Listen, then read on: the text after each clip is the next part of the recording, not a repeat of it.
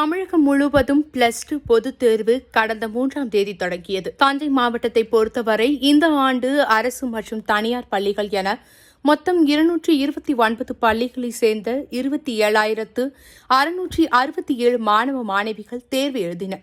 நேற்று கடைசி தேர்வு நடந்து முடிந்தது. மதியம் 1:15 மணிக்கு தேர்வு முடிந்து வெளியே வந்த மாணவ மாணவிகள் உற்சாகம் அடைந்தனர். அவர்கள் தங்களது மகிழ்ச்சியை வெளிப்படுத்தும் வகையில் ஒருவரை ஒருவர் கட்டித் தழுவினர். மாணவர்கள் ஒருவர் மீது ஒருவர் சட்டையில் மை தெளித்து மகிழ்ச்சியை வெளிப்படுத்தினர். தேர்வு முடிந்து விடுமுறை தொடங்கியதையொட்டி மாணவ மாணவிகள் உற்சாகமாக துள்ளி குதித்தனர். சில மாணவ மாணவிகள் பள்ளி பருவம் முடிந்ததால் பிரிவை நினைத்து கண்ணீர் சிந்தியதையும் பார்க்க முடிந்தது.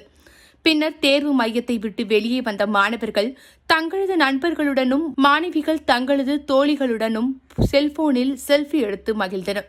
சில பள்ளி மாணவர்கள் தங்களது சட்டை பையை கிழித்து வீசி எறிந்தனர். முன்னதாக பொதுத் தேர்வு முடிந்து மாணவ மாணவிகள் அமைதியாக பள்ளி வளாகத்தை விட்டு செல்வதற்காக பள்ளிக்கு வெளியே போலீஸ் பாதுகாப்பு போடப்பட்டிருந்தது.